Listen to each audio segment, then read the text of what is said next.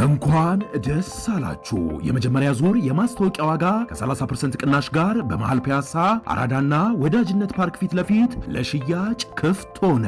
ከ15 ዓመት በላይ በዘርፉ ትልቅ ልምድ ያካበተው ሜሪትስ ፕሮፐርቲ ቀድሞ ለሚመዘግቡ 20 ሰዎች ብቻ በተደረገ 30% ቅናሽ ማለትም ባለ 2 መኝታ በ720 ሺህ ብር፣ ባለ 3 መኝታ በ1 ሚሊዮን ብር በ10% ቅድመ ክፍያ ከ40% የባንክ ብድር ጋር ማግኘት ይችላሉ። ምን ይሄ ብቻ! በልዩነት ለ20 ደንበኞቻችን ታላቅ ቅናሽና በቤተሰብ አሊያም በቡድን ሆኖ ለሚገዙ ደንበኞቻችን ልዩ የቤተሰብ ቅናሽ አቅርበናል። ፈጥነው ይመዝገቡና ከባላዮቹ አንዱ ይሁኑ። ታዲያ ምን ይጠብቃሉ? አሁኑኑ በ0939 04 9839 ላይ ይደውሉ። ዛሂር አልሐኪም የሻምፓኝ ብርጭቆ አነሳና በአዳራሹ መሃል ላይ የሚታየውን ቀይ ቀሚስ እያመለከተ ይህ ቀሚስ የሚሆንሽ ከሆነ አሁኑኑ አገባሻለሁ አላት። በማንሃታን በሚገኘው የሜትሮፖሊታን ፋሽን ጋላ 200 እንግዶች ቀልዱ ስለማን እንደሆነ ለማየት ዞሩ። የ29 ዓመቷ አና ካርተር ዝግጅቱን በሚያደርገው ሆቴል ውስጥ የጽዳት ሰራተኛ ናት። የጽዳት ጋሪዋን በእጆቿ ይዛ ጥግ ላይ ቆማለች። ግራጫ ዩኒፎርሟ በጣም ትልቅ ሰውነቷ ላይ ተጣብቆ ለረጅም ጊዜ እንድታፈር የተደረገችበትን ሰውነቷን ደብቋል። ዛሂር የ42 ዓመት የፋርስ ባህረ ሰላጤ ዘይት ባለሀብትና $3 ቢሊዮን የሚገመት ሀብት ያለው ሰው ነው። እሱም በጣም ጮክ ብሎ ሳቅ አለና አሁኑን ውል እንዋዋል አለ። ቀሚሱ የኤግዚቢሽኑ ዋና ትኩረት ነበር። በፈረንሳዊው ዲዛይነር ላውሮን ቦውማንት የተሰራ ልዩ ፈጠራና ዋጋውም $850,000 ነው። ያማረ ወገብና የተዋቀረ የአንገት መስመር አለው። በታዋቂ ጂሞች ውስጥ ለሚሰሩና በግል የአመጋገብ ባለሙያዎች ለሚጠበቁ ሴቶች ሰውነት የተሰራ ይመስላል። አና አንገቷ ሲግል ታወቃት። በጥቁር ቆዳዋ ላይ ፊቷን ቀይ ያደረገው እንባ በአይኖቿ ውስጥ ፈሰሰ። ነገር ግን በንዴት አይኗን ጨፈነች፣ እንደገናም ከፈተችው። ለማልቀስ ፈቃደኛ አልነበረችም። ለ6 ዓመታት በቅንጦት ዝግጅት ላይ በመስራት ሀብታሞች ውርደትን ወደ መዝናኛ የመቀየር ልዩ ተሰጥኦ እንዳላቸው ተምራለች። የወርቅ ቀሚስ የለበሰች ሴት ጣልቃ ገብታ ነያ ውዴ፣ ያላገባ ቢሊየነር ቀላል ነገር አይደለም አለች። ተጨማሪ ሳቅ ሆነ። የሞባይል ስልክ አውጥተው ለኢንስታግራም ፎቶ ማንሳት ጀመሩ። ጭንቅላቷን ዝቅ አድርጋ የጽዳት ጋሪዋን አጥብቃ ያዘችና መራመድ ጀመረች። እያንዳንዱ እርምጃ ከመሮጥ ፍላጎት ጋር የሚደረግ ውጊያ ሆነባት። ከኋላዋ ያለው እያንዳንዱ ሳቅ ልክ እንደ ጦርነት ውጊያ ጮሆ የሚሰማ ነበር። ዛሂር ጮኸና ቆይ አትሽሺ፣ ምርጫ አለሽ። በ30 ቀናት ውስጥ ይሄ ቀሚስ ከሆነሽ ቃሌን እጠብቃለሁ አላት። ሕዝቡ ትርኢት እንደሚመለከት ያህል በደስታ ጮኸ። አና ወደ ኋላ ሳትመለከት ጋሪውን በበሩ በኩል ገፋችው። በሩ ከተዘጋ በኋላ የሳቅ ድምጾች ወጡ። እናም ግድግዳ ላይ ተደግፋ በመጨረሻም አለቀሰች። ነገር ግን በውስጧ የመሰበር ስሜት አልነበረም። ይልቁንስ ሀፍረቱ ወደ ቁጣ፣ ቆራጥነትና ተስፋ ተለወጠ እንጂ።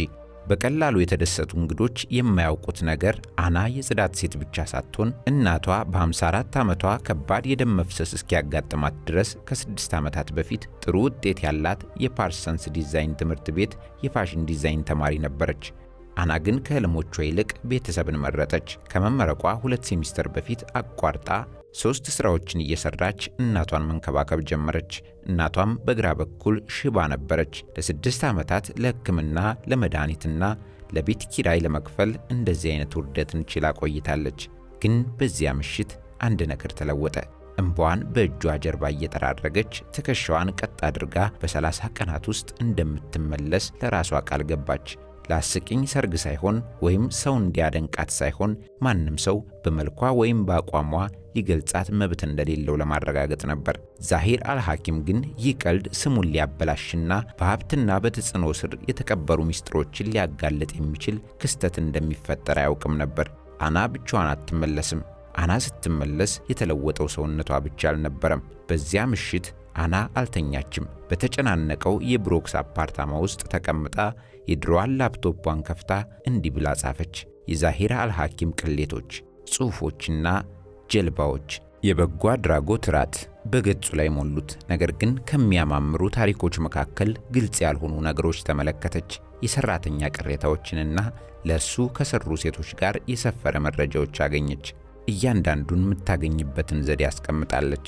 በማግስቱ ጠዋት 11 ሰዓት ላይ አና ከቤታቸው 3 ብሎኮች ርቃ ወደምትገኘው የ24 ሰዓት ጂም ደረሰች። ብዙም ጥራት አለው የሚባል አይደለም። የዛጉ ክብደቶች፣ የተሰበሩ መስታወቶች፣ የአየር ማቀዝቀዣዎች የሉትም። ነገር ግን በወር $20 ብቻና ባለቤቱ ሪታ የተባለ የቀድሞ ቦክሰኛ ያለምንም ፈራጅነት ተመለከታት። አናም 34 ቁጥር ቀሚስ ለመልበስ 30 ቀናት ብቻ አሉኝ አለችው።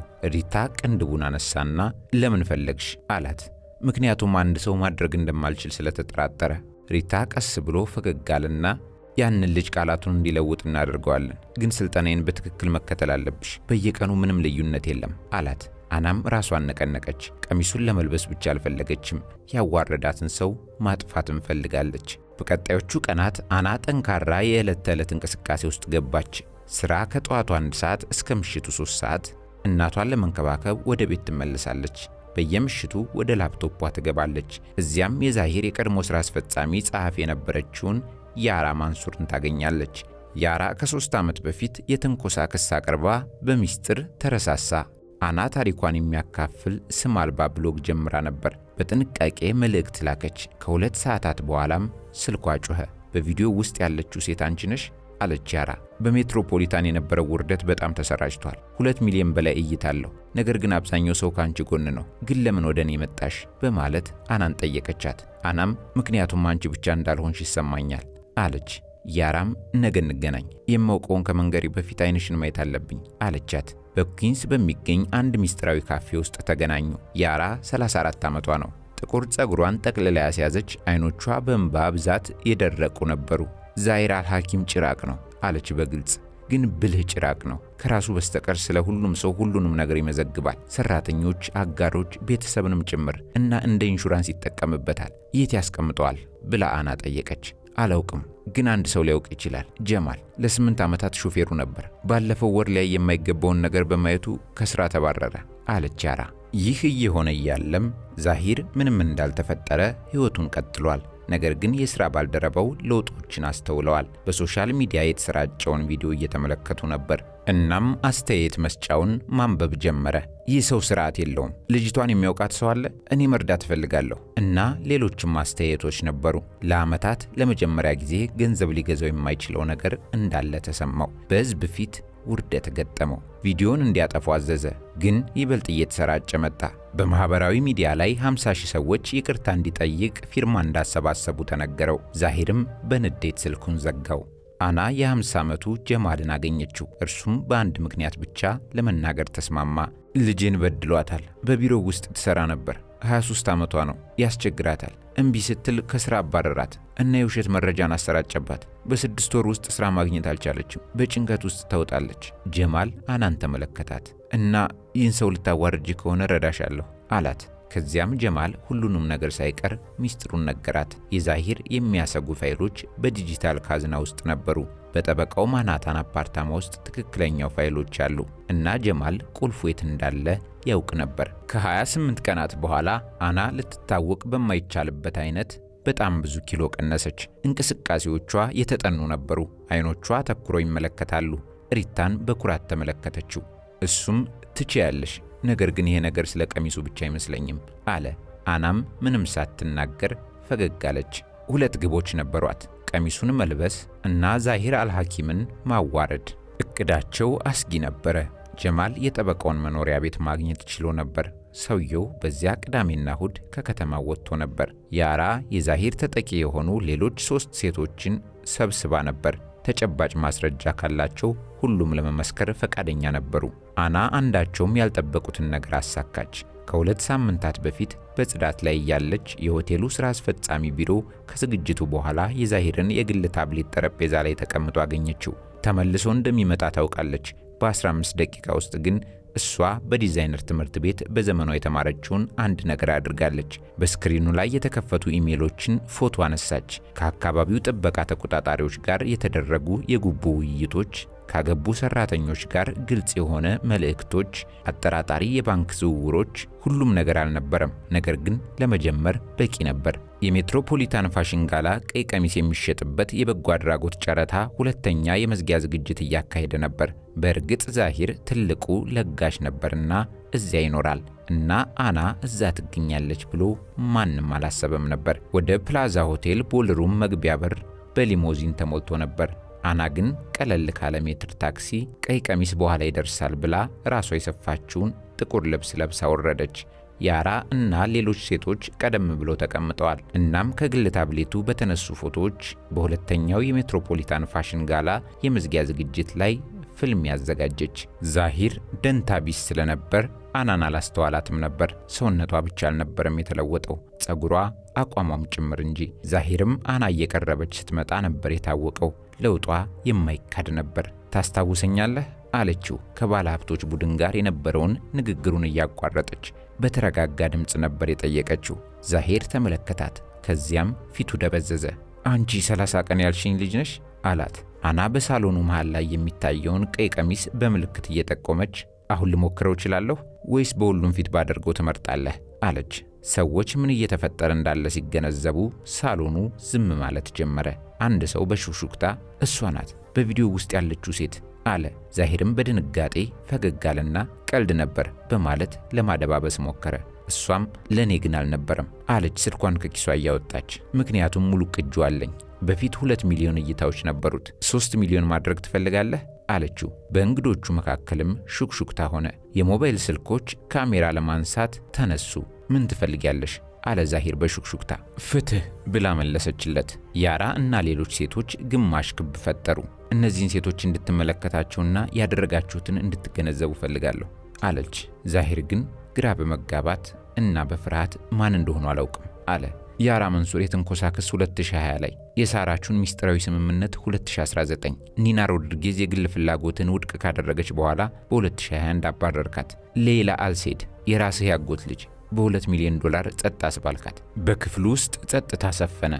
ሌላ የ28 ዓመት ሴት በቆንጆ ሂጃብ አይኖቿ በእንባ ቀልተው እያበሩ ወደፊት ወጣች። እብድ ነሽ አለ ዛሂር በሹክሹክታ። ይህ ውሸት ነው አለ። እንግዲያውስ እነዚህን ኢሜሎች አብራራ አለች አና። የበጎ አድራጎት ክስተት ፎቶዎችን ያሳያል ተብሎ የሚገመተው ስክሪን ላይ የእጅ ምልክት አሳይታለች። ኢሜሎች፣ መልእክቶች፣ የባንክ ዝውውሮች፣ ሁሉም የትንኮሳና የሙስና ማስረጃዎች ለሁሉም በትልቁ ስክሪን ላይ ይታያሉ። ጋዜጠኞች በጭንቀት ጻፉ። ፍጹም ዝምታ ሆነ። በቦታው የተገኙት ጋዜጦች መመዝገብ ጀመሩ። የካሜራ ብልጭታዎች ከሁሉም አቅጣጫ መብራት ጀመሩ። ይህንን እንዴት አገኘሽው? ይህንን እንዴት አገኘሽው? አለ ዛሂር እጅግ በተደናገጠ ፊት። የጽዳት ሰራተኛዋን አቅልሃታል አለችና ወደሱ ቀረበች። አና ግን አስደሳቹ ክፍል ይሄውና፣ ቀሚሱ በትክክል ሆኖኛል። ትናንት ሞክሬዋለሁ። 34 ቁጥር በሚገባ ሆኖኛል። ስለዚህ እንደ ቃልህ እኔን ማግባት አለብህ። ዛሂር የድንጋጤ ሳቅ ሳቀ። አና ግን እየሳቀች አልነበረም። ግን እኔ ላገባ አልፈልግም፣ ላደረግከው ነገር እንድትከፍል እንጂ። አዳራሹን ዞር ብላ ተመለከተች። እንደሱ ባሉ ወንዶች የተናቁ የተዋረዱ ዝም የተባሉ ስንት ሴቶች አሉ። በገንዘብ የሚያስቡ ሰዎች ሌሎችን እንደ ቆሻሻ የመመልከት መብት የላቸውም። ጭብጨባ ተጀመረ። መጀመሪያ ሴቶች ተነሱ፣ ከዚያም ወንዶችም ተነሱ። 2 የጸጥታ አስከባሪዎች ቀረቡ፣ ግን ለአና አልነበረም፣ ለዛሂር ለራሱ እንጂ። ፖሊሶች በእነዚህ ኢሜሎች ውስጥ ስለተመዘገቡ የጉቦ ወንጀላዎች አንዳንድ ጥያቄዎችን ለመጠየቅ ይዘውት ሄዱ። የዛሂር ስልጣን በእውነተኛ ጊዜ አበቃ። ጠበቃው ማስረጃ ሊያጠፋ ሲል ተይዞ ታሰረ። 3 ኩባንያዎች የብዙ ሚሊዮን ዶላር ኮንትራቶችን ከእኩለ ሌሊት በፊት ሰረዙ እና የግጭቱ ቪዲዮ በ24 ሰዓታት ውስጥ 15 ሚሊዮን እይታዎችን አገኘ። ዛሂር ሲወሰድ አና ለመጨረሻ ጊዜ ተመለከተችው። አልተናደደም። በመጨረሻም ስህተቱን ተረድቷል። እሷን ላለማክበር ሲመርጥ ራሱን አዋረደ። ከ3 ወራት በኋላ የአና ሕይወት ተለወጠ። በብሮክስ የሚገኘው ትንሽ አፓርታማዋ አዲስ ነገር ነበረው። አንድ ኩባንያ ታሪኳን ከሰማ በኋላ ፕሮፌሽናል የስፌት ጠረጴዛ በረከተላት። አና በሰማያዊ ጨርቅ ትሰራ ነበር። እናቷም በልግሰዎች የተከፈለውን የአካል ብቃት እንቅስቃሴ ሕክምና ካገኘች በኋላ እየተሻላት ነበር። ማር አለች እናቷ። በቴሌቪዥን ላይ ያሉ ሰዎች እንደገና ስላንቺ እያወሩ ነው። አና ቀና ሳትል ፈገግ ብላ መስራቷን ቀጠለች። እማማ ምንም ችግር የለውም። ነገር ግን እናቷ የቴሌቪዥን ድምፁን ጨመረች። የዜና አቅራቢውም ዛሂር አልሐኪም ለ3 ዓመት እስራት እንደተፈረደበት ዜና ቀረበ። በጉቦና ፍትህን በማደናቀፍ ጥፋተኛ ሆኖ ተገኝቷል። በኩባንያዎች ውስጥ የተጎዱትን ለመርዳት የ50 ሚሊዮን ዶላር ፈንድ ተለቀቀ። አና ስክሪኑን ተመለከተች። እርጋታ ተሰማት። ያ ምዕራፍ አብቅቷል። ዛሂር ሁሉንም ነገር አጥቷል። ኩባንያው ቅጣቶችንና ክሶችን ለመክፈል ተሽጧል። ቤተሰቦቹ በይፋ ክደውታል። ሚዲያዎች በርካሽ ክስ ከፍርድ ቤት ሲወጣ ተከተሉት። ከእንግዲህ ኃይል የለውም፣ ተረስቷል። ነገር ግን አና በዛሂር ውድቀት ላይ ሳይሆን የራሷን የወደፊት ሕይወት ስለገነባች ተሳካላት። ብዙም ሳይቆይ አዳዲስ የሚዲያ እድሎች መጡ። የፓርሰንስ ዲዛይን ትምህርት ቤት ለአና ሙሉ ስኮላርሺፕ ሰጣት። የፋሽን ብራንዶች የምክር አገልግሎት ፈልገው ወደ እሷ ሄዱ። ቀዩ ቀሚስ ለዝቅተኛ ገቢ ላላቸው ሴቶች ትምህርት ለመደገፍ በ1.2 ሚሊዮን ዶላር በጨረታ ተሸጠ። እሷ ከእንግዲህ አያስፈልጋትም። እሷ ቀደም ሲል የራሷን እነዚያ 30 የለውጥ ቀናት ያገኘቻቸውን የሴቶችን ታሪክ የሚናገሩ 12 ቀሚሶችን ሰርታለች። ያራ በድርጅት ትንኮሳ ለተጎጂዎች የሕግ ድጋፍ የሚሰጥ መንግስታዊ ያልሆነ ድርጅት ከፍታለች። ሳራ አሁን ዋጋ በሚሰጣት ኩባንያ ውስጥ በቴክኖሎጂ ሰራተኝነት ወደ ስራ ተመለሰች። ኒና ስለ ህልውናና ህይወትን ስለመቋቋም ችሎታ ላይ ፖድካስት ጀምራለች። ሌላ ደግሞ የገጠማትን ዝም ለማለት ፈቃደኛ አልሆነችም እና ጥቃት እየደረሰባቸው ላሉ የአረብ ሴቶች ድምፅ ሆናለች። አንድ ቀን ከሰዓት በኋላ አና ደብዳቤ ደረሳት። የላኪ ስም አልነበረም፣ ግን ከዛሂር እንደሆነ አወቀች። ይቅርታን አልጠብቅም፣ አይገባኝም። ነገር ግን ድፍረትሽ ለብዙ 10 ዓመታት ለመጀመሪያ ጊዜ በመስታወት እንድመለከት እንዳስገደደኝ እንድታውቂ እፈልጋለሁ። አሁን ዋጋዬን እየከፈልኩ ነው። ነገር ግን ትልቁ ቅጣት በማይገባቸው ሰዎች ላይ ሊስተካከል የማይችል ስቃይ እንዳመጣው ማወቅ ነው። አላጠፋሽኝም፣ ገለጥሽልኝ እንጂ። አናም ደብዳቤውን አንድ ጊዜ አንብባ በጥንቃቄ አጣጠፈች። እናም በመሳቢያ ውስጥ አኖረችው፣ እንደ ዋንጫ ሳይሆን ለማስታወስ ያህል። በፓርሰንስ የምረቃ ቀን አና ዲፕሎማዋን ለመቀበል መድረክ ላይ ወጣች። እናቷ የፊት ረድፍ ተቀምጣ አለቀሰች። አሰልጣኙ ሪታም በኩራት አውለበለበ። ያራ እና ሌሎች ሴቶች እንደ ትንሽ ቤተሰብ ተቀላቅለው ነበር። በተመራቂዎች ንግግር ወቅት አና ንግግር እንድትናገር ተጋበዘች። ቀይ ቀሚስ ለብሳ ወደ ማይክሮፎኑ ሄደች። ራሷ ያዘጋጀችው እንጂ ከዚህ በፊት የነበረው አይደለም። ከጥቂት ወራት በፊት አንድ ሰው በፍጹም ልብስ ውስጥ እንደማልገባ ነገረኝ። ያላወቁት ነገር ለእኔ ያልተዘጋጁ ቦታዎችን ለዓመታት ለመገጣጠም እንደሞከርኩ። ያላወቁት ነገር ቢኖር ለእኔ ያልተዘጋጁ ቦታዎችን ለዓመታት ለመገጣጠም ስሞክር እንደነበር ነው። እኔን ዝቅ የሚያደርጉ ስራዎች፣ ጸጥ የሚያሰኙኝ ግንኙነቶችና የሚጠብቁኝ ነገሮች ብላ ንግግሯን ለአፍታ ገታ አደረገችና ያ ቀሚስ በጭራሽ ችግሩ አልነበረም። ችግሩ አክብሮት ለማግኘት መለወጥ እንዳለብኝ ማመን ነበር። ታዳሚዎቹ አጨበጨቡ። አና እጇን አነሳች። የበቀል ታሪክ ለመንገር እዚህ አልመጣሁም፣ መልሶ የመገንባት ታሪክ ለመንገር እንጂ። ምክንያቱም ለንቀት የተሻለው ምላሽ አንድን ሰው ማጥፋት ሳይሆን አስተያየታቸው ከእውነት የራቀ ድምፅ ብቻ እንዲሆን የሚያደርግ ጠንካራ ነገር መገንባት ነው። ከዚያም ከአዳራሹ ውጭ አንዲት የ19 ዓመት ልጅ ወደ አና ቀረበችና እንዴት ነሽ? ስላቋረጥኩሽ ይቅርታ። ቪዲዮሽን አይቻለሁ። በ17 ዓመት የእንጀራ አባቴ ወፍራም ብሎ ይጠራኝ ነበር። በፍጹም ምንም ልሆን እንደማልችልም ይነግረኝ ነበር። ነገር ግን አንቺን በማየቴ በውስጥ የሆነ ነገር ተለውጧል። አሁን ግን በቤተሰቤ ውስጥ የመጀመሪያዋ ኮሌጅ የገባሁ እኔ ነኝ። አና ልጅቷን አቅፋ ትከሻዋ ላይ እንባ ተሰማት። ሙሉ በሙሉ የተረዳችው በዚያን ጊዜ ነበር። እውነተኛው ድል ለአለባበስ ምቹ ወይም ቢሊየነርን ማጋለጥ አልነበረም። ማንም ሰው ዋጋን ካልፈቀድክለት ሊገልጽ እንደማይችል ማረጋገጥ እንጂ። እነሱን ፀሐይ በኒውዮርክ ላይ እየጠለቀች ነበርና ወደ ቤቷ ተመለሰች።